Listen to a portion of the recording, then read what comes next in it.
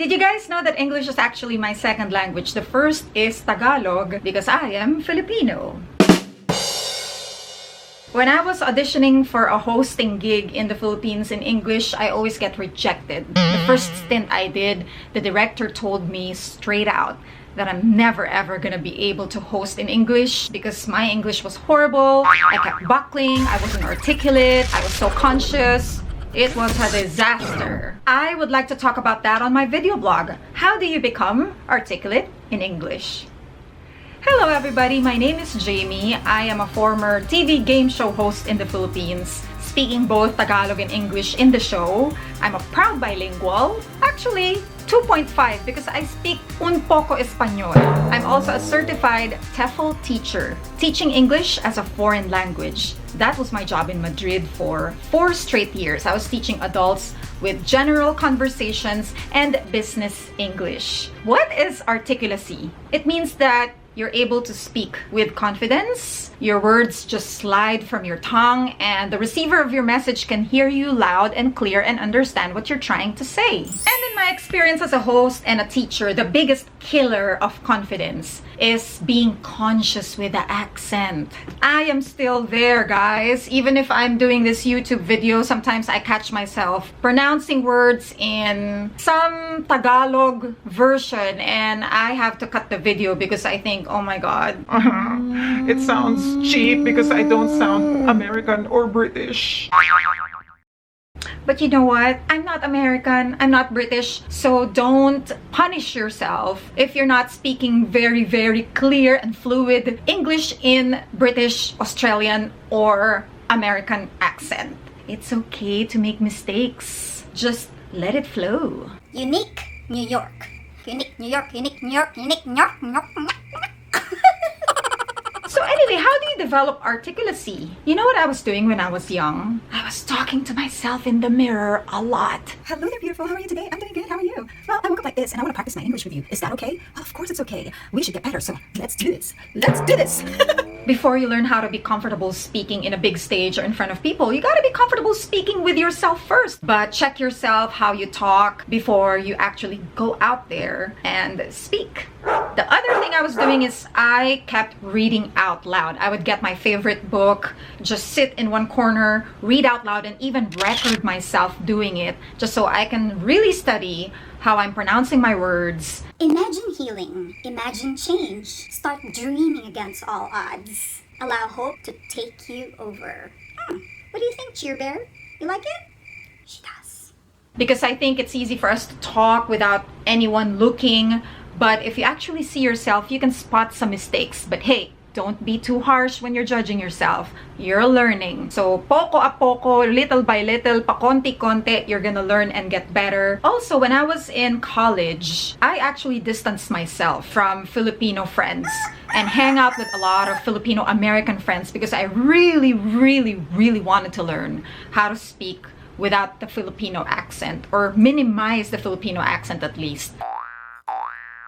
So this is gonna be very harsh, but that's how dedicated I was. I really wanted to immerse with the Filipino-American speaking style. I felt really insecure in one corner because I couldn't speak as fluently as they did, but it paid off. I was actually getting picked on in college. They were saying, oh my God, her English is so horrible and she's trying so hard to blend in with the American community. I got that judgment a lot. It didn't matter. I just ignored the haters because I was focused on my goal. I really wanted to host on TV and it's very essential to speak very good English. So I really took advantage of friends who are so good and who are patient with talking with me because that's the best thing that you can ever do to acquire a language. You gotta immerse yourself. If you want to be a fish, you gotta swim with a fellow fish, right?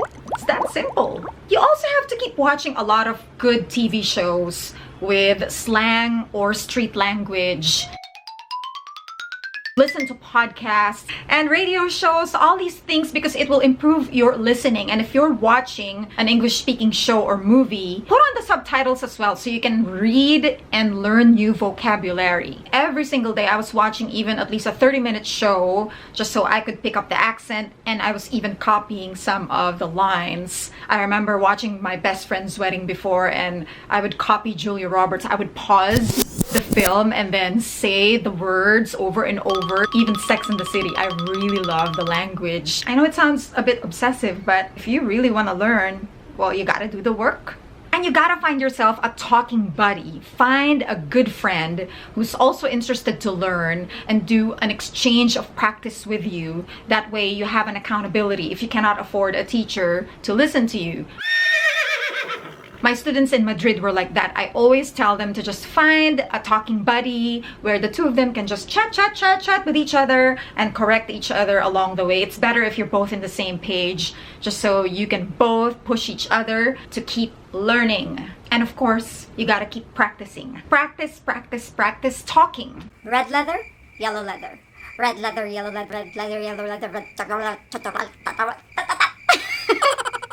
You can do tongue twisters, you can do monologues, anything that just massages your tongue into speaking English. I mean, how are you gonna learn how to kick a ball if you don't kick a ball, right? Because even if you learn the grammar, it's your brain that's getting trained, but not your mouth and your lips and your tongue. So you're not going to develop articulacy. So you got to speak, speak, speak, speak. Even if it's not perfect in the beginning, you have different sounds or your accent is not as nice as you think. It doesn't matter. Just keep talking and let it out. Because once you break that barrier of insecurity and self-judgment, then you'll find yourself talking. I didn't realize that I just started learning it along the way. I mean, of course, it's still not perfect like the newscasters in CNN, but who cares, right? At least I'm able to talk. And the accent, as you can see, is still here. It's still not fluidly British or Australian. But you know what? You understand me. I'm able to communicate my feelings, my thoughts. Sometimes I just have a hard time joking in English. I think that's the hardest part as a bilingual. You want to be funny in a second language, but Tagalog just sounds funnier, and then when you translate it in English, it just doesn't sound the same. It just sounds stupid. Well, the goal is not to be funny for now. We're gonna get there later. For now, you talk.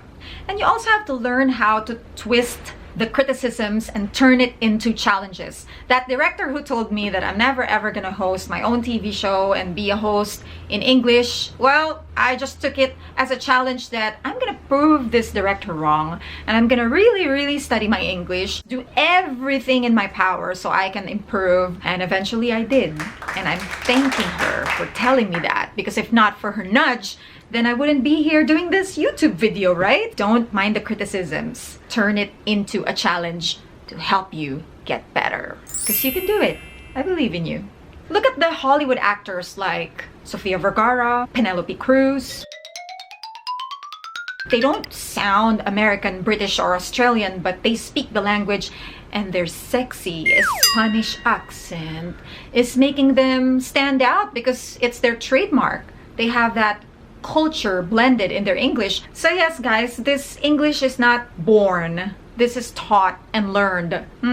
I worked very hard. So if you really want to learn and develop your articulacy, then you're gonna have to do the work. And it's really in the mental state, because the more you tell yourself, oh my god, my English is horrible, my accent is not good, yada yada, then you're never gonna talk. Once you're comfortable speaking, then you can just keep rolling and you'll be comfortable talking to other people, doing presentations. It all starts with developing your confidence. And my last tip is, of course, have fun while learning. Laugh at yourself. Come on, give yourself a pat in the back. You're trying. It's not like you're just sitting there and crying, right? She sells seashells by the seashore. She sells seashells by the seashore. She sells your sharks by the shore.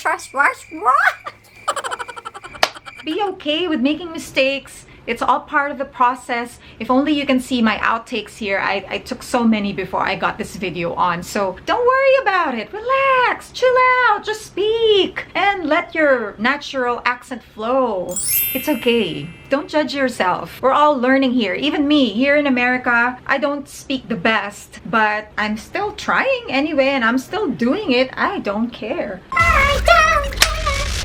I love it. Yes. Anyhow, thank you for watching my vlog today. Please leave a comment if you have anything to share, if you can relate your English speaking story and journey, and also share this video to anyone who might be interested in learning how to be articulate and developing that confidence to speak English. Not in this accent, but whatever accent you want, as long as you're able to talk. That's all that matters, and I'm here rooting for you. Woot woot! That's right, that's our battle for today. How to speak fluently in the universal tongue without feeling that I just don't speak very well. Stop saying that to yourself. You have a tongue, you have a mouth, you have a voice. Own it, baby. Own it! I'll see you again on the next video vlog, you guys. Thank you, and let's keep winning.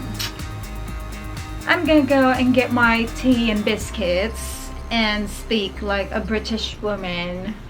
Whatever.